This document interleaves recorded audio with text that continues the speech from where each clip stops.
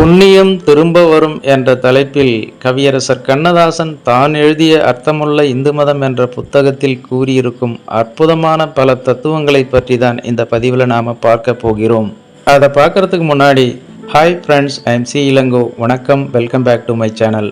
நீங்கள் இன்னும் நம்முடைய சேனலுக்கு சப்ஸ்கிரைப் பண்ணலைன்னா உடனே ஒரு லைக் போட்டு சப்ஸ்கிரைப் பண்ணி சப்போர்ட் பண்ணுங்க. வாங்க பதிவிற்குள் போகலாம். வந்த வினையும் வருகின்ற வல்வினையும் கந்தனென்று சொல்ல கலங்கும்.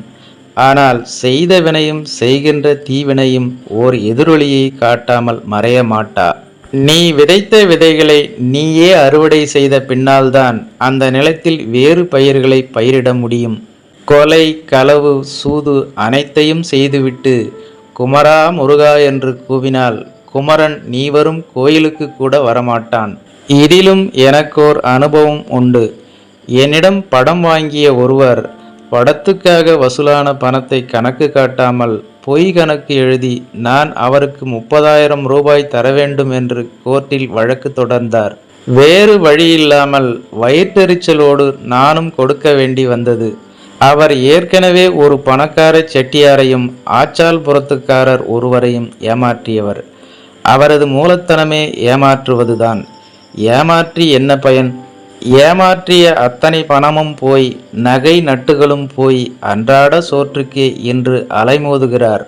அந்த மனிதரை அடிக்கடி வடபழனி கோயிலில் காணலாம். உடம்புக்கு சட்டை இல்லாமல் இடுப்புக்கு துண்டு கட்டி கொண்டு அந்த பாபாத்மா தினமும் கோயிலுக்கு வருகிறது. நெற்றியில் கட்டுக்கட்டாக விபூதி, 2 காதிலும் கதம்ப பூக்கள், கையில் தேங்காய் பழம் கொண்ட தட்டு. அந்த மனிதர் தினந்தோறும் முருகனை தேடுகிறார். முருகனோ அவரை கண்டாலே ஓடுகிறான். ஒருவன் வந்த வழியை பார்த்துதான் கந்தன் வரப்போகும் வழியை திறந்து விடுகிறான். ராஜாங்கம் கட்டிய ஆண்டவனும் கூட நேர்மை தவறி நடந்தால் நிம்மதி இல்லாமல் துடிக்கிறான். இறைவனின் தராசு வணிகனின் தராசு அல்ல. அது எடையை சரியாகவே போடுகிறது. குளத்திலே 1 ரூபாயை தவறி போட்டுவிட்டால் குளம் வற்றியதும் அது உன் கைக்கே கிடைக்கிறது. அது நேர்மையாக சம்பாதித்த பணமாக இருந்தால்.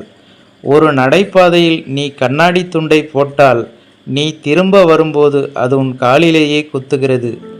குளிக்கும் அறையில் நான் எச்சிலை துப்பிவிட்டேன்.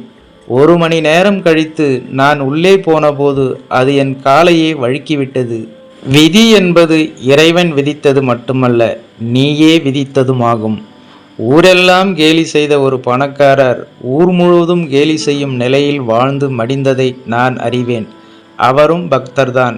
பக்தி செய்யும் எல்லோருக்கும் பரமனருள் கிடைப்பதில்லை. பாவம் செய்பவர்களுக்கு மட்டுமே கிடைக்கிறது. உண்மையே தெய்வம், அன்பே தெய்வம் என்று இந்து மதம் சொன்னது அதனால்தான். நம்பினோர் கெடுவதில்லை, 4 மறை தீர்ப்பு. உண்மைதான். கெட்டவன் நம்பினால் அவன் அருள் கிட்டுவதில்லை. அதுவும் உண்மைதான். காலங்களை நிர்ணயிக்கின்றவனும் வாழ்க்கையின் கதியையே உருவாக்குகின்றவனுமான பரம்பொருள் உன் வாழ்க்கைக்கு பொறுப்பேற்று கொள்ளவில்லை, ஆத்மாவுக்கே பொறுப்பேற்று கொள்கிறான். மதத்துறையை ஆத்மார்த்த துறை என்பது அதனால்தான். நதியின் ஓட்டம் பள்ளத்தை நோக்கியே, அந்த நாயகனின் ஓட்டமும் எளிமையான நேர்மையை நோக்கியே. ஒன்று, அறியாமல் செய்யும் தவறுகள் பாபங்கள் அல்ல, அவை வெறும் தவறுகளே. அவற்றுக்கு உடனே மன்னிப்பு உண்டு. அறிந்து செய்யும் தவறு தவறல்ல, அது குற்றம். அதற்கு மன்னிப்பு கிடையாது.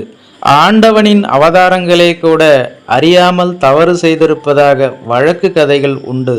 அதாவது ஸ்ரீ ராமச்சந்திரமூர்த்தி ஒருமுறை கங்கைக்கு குளிக்கச் சென்றார்.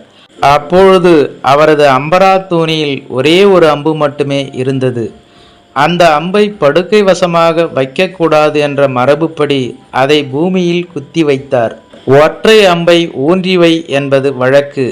அம்பை ஊன்றிய ராமபிரான் கங்கையில் குளித்துவிட்டு கரையேறினார்.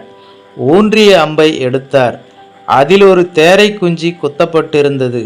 பூமிக்குள் இருந்த தேரை குஞ்சை அவர் அறியாமல் குத்திவிட்டார். தேரை குஞ்சி சாகும் தருவாயில் இருந்தது. ராமபிரான் கண்கள் கலங்கிவிட்டன. ஐயோ தேரையே, நான் குத்தும்போது நீ கத்தியிருந்தால் காப்பாற்றியிருப்பேனே, ஏன் கத்தவில்லை என்றார் ராமபிரான். அதற்கு அந்த தேரை சொன்னது, பெருமானே, யாராவது எனக்கு துன்பம் செய்யும் போதெல்லாம் நான் ராமா ராமா என்றுதான் சத்தமிடுவேன். ஆனால் அந்த ராமனே என்னை குத்துகிறார் என்னும்போது யார் பெயரைச் சொல்லி ஓலமிடுவேன் என்றது. ராமபிரான் கண்ணீரோடு சொன்னார், தேரையே, என்னை மன்னித்துவிடு, இது நான் அறியாமல் செய்த பிழை என்றார். தேரை சொன்னது, பெருமானே, அறியாமல் செய்கின்ற பிழைகள் அப்பொழுதே மன்னிக்கப்படுகின்றன என்று சொன்னது உன் வாக்குத்தானே. தேரையின் ஆவி முடிந்தது. நான் பாவம் என்று குறிப்பிடும்போது நீ அறியாமல் செய்த பிழைகளையெல்லாம் பாப கணக்கில் சேர்க்காதே. சிறு வயதில் கடன் தொல்லை தாங்காமல் நான் திருடியிருக்கிறேன். என் தாயின் பணத்தை தான் திருடிவிட்டு நிம்மதி இல்லாமல் இருந்திருக்கிறேன். கடவுளை வேண்டியிருக்கிறேன், இறைவா மன்னி என்று. அந்த தவற்றை கடவுள் மன்னிக்கவில்லை என்றால் இந்த வாழ்க்கையை எனக்கு அருளியிருப்பாரா? என்னுடைய நண்பர்களில் என்னிடம் உதவி பெறாதவர்கள் குறைவு, உதவி பெற்றவர்களில் நன்றி உடையவர்கள் குறைவு. என்னுடைய ஊழியர்களில் என்னை ஏமாற்றாதவர்கள் குறைவு, ஏமாற்றியவர்களில் நன்றாக வாழ்கின்றவர்கள் குறைவு. எழுத்தின் மூலமே சம்பாதித்தவர்களில் என்னை போல் சம்பாதித்தவர்கள் குறைவு, சம்பாதித்ததை அள்ளி இறைத்ததில் என்னை போல் அள்ளி இறைத்தவர்கள் குறைவு. இவ்வளவு அறியாமைக்கு இடையிலேயும் ஏதோ ஒரு சுடரொளி என்னை காப்பாற்றுகிறது. ஏன் காப்பாற்றுகிறது? எதனால் அது என்னை காப்பாற்றுகிறது? என் தாய் தகப்பன் செய்த தர்மங்களை நினைக்கிறேன். தர்மம் தலை காக்கும் என்ற இந்துக்களின் பழமொழி என் நினைவுக்கு வருகிறது. செய்த பாவம் தலையில் அடிக்கிறது, செய்த புண்ணியம் தலையை காக்கிறது. ஆம், செய்த புண்ணியம் திரும்பி வருகிறது. புண்ணியம் என்பது என்றும் எதிலும் நீ செய்யும் நன்றி. பாவத்தில் முதற்பாவம் நன்றி கொள்ளுதல். கஷ்ட காலத்தில் எனக்கு 1 ரூபாய் உதவியவரை நான் ஞாபகத்தில் வைத்து கைமாறு செய்திருக்கிறேன். அந்த நாயகன் அறிய நான் நன்றி கொன்றதில்லை. ஆகவே பாவம் செய்யாமல் புண்ணியம் செய்து கொண்டே இறைவனை தியானித்தால் உன் வாழ்நாளிலேயே உனக்கு ஒரு அதிர்ஷ்டம் காத்திருக்கிறது. நான் தத்துவம் பேசவில்லை, அனுபவம் பேசுகிறது. இந்து மதத்தின் ஒவ்வொரு அணுவையும் நான் உணர்வதற்கு எதையும் நான் படிக்கவில்லை. சாதாரண பழமொழிகளும் அனுபவத்தில் அவற்றின் எதிரொலிகளுமே இந்து மதத்தில் ஆழ்ந்த நம்பிக்கையை எனக்கு உண்டாக்கியிருக்கின்றன.